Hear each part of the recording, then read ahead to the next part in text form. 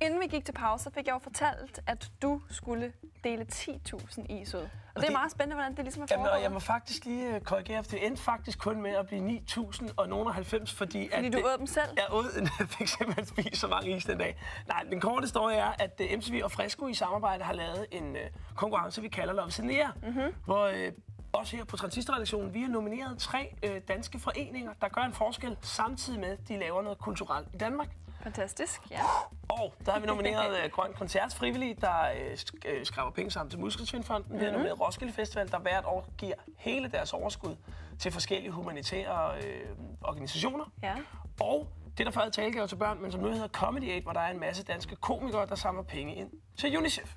Og det var så altså Muskelsvindfonden, der vandt, og dermed også Grøn Koncert. Ja, det var faktisk de frivillige på Grøn Koncert, fordi de skaffer sig penge til Muskelsvindfonden. Ja. Men jeg tog sådan en flyver, fyldte den med is, fløj udenom askeskyerne til Aarhus, ind på Grøn Koncerts headquarter, og så overrakte det sig 10.000 is, og det foregik sådan der.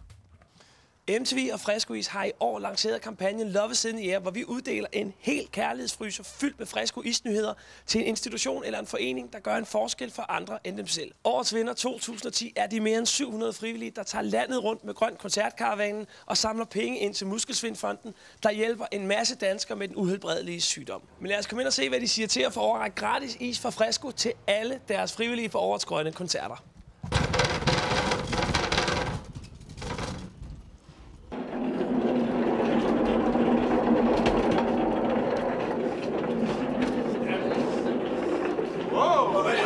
Grøn Koncert. Jeg kommer fra MTV og Fresco. Vi har lanceret en konkurrence, der hedder Love is in the Air, hvor vi godt vil give gratis is til en forening i Danmark, der gør en forskel for andre end dem selv. Og der har vi altså valgt jer. Så vi vil godt donere is til alle jeres frivillige på årets grønne koncerter. Hallo! Så ved jeg godt, I vil have en is. Ja, det kan godt være. Vi laver kæde. Ja. Whoops! Nokker! Kan du gribe? Ja da. Oj! Lækkert. Så vil jeg sgu også have en is. Det kan jeg sgu godt.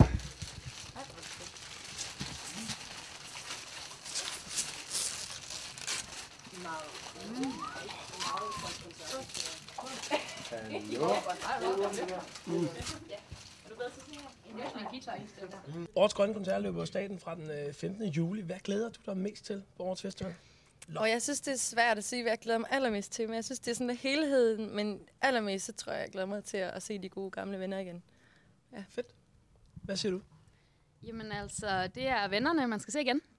Og så er det jeg jo til at skabe den der fest, som vi ved, der kan være ude på pladsen. Og det er jo vores ansvar også, at det bliver en fest for alle deltagere. Fedt. Jeg glæder mig allermest til alle de oplevelser, der kommer hver eneste gang. Man ved ikke, hvad det er, men hver år så sker noget nyt og noget spændende, og det glæder jeg mig rigtig meget til at være en del af igen. Cool. Jamen altså, jeg glæder mig rigtig meget til. Så jeg er jo ny, så det bliver jo bare hele oplevelsen til sig selv. Og så især fordi jeg er Muskelsvind, glæder jeg mig rigtig meget til at komme ud og vise Muskelsvindfondens faner til de glade festivalgæster. Og høre programmet. Jeg synes, det er et mega fedt program. Det er en af de bedste programmer i mange år, synes jeg. Cool. Tak for hjælpen. Spis nogle flere is. Det var da også helt vildt mange is, som du skulle dele ud. Men jeg så godt, at det ikke var dem alle sammen. Nej, jeg nåede at spise en del is den dag, men jeg var også... jeg kan afsløre, at jeg faktisk ikke havde 10.000 is med den dag. Den der fryser var halvtom. Der var et par hundrede is i. Men det er så fordi, at det er jo de frivillige, der skal have isene. Så der bliver sat køleskabe op. Eller jeg håber, det bliver fryser. Det må man gå ud fra. Hvis de sætter køleskabe op, så bliver det nemlig til milkshakes. Men de får dem altså, når selve Grøn Koncert løber af stablen. Det gør de. Lang historie, meget kort. Eller det er godt, det er godt. Et andet tiltag, der har været på Grøn Koncert de sidste 4 år, er MC's Fight Night. Og den udvider i år. De sidste 3 år har de haft en boksering stående, hvor de så har rappet og battlet. Nu ryger de altså op på den store scene, så alle kan følge med.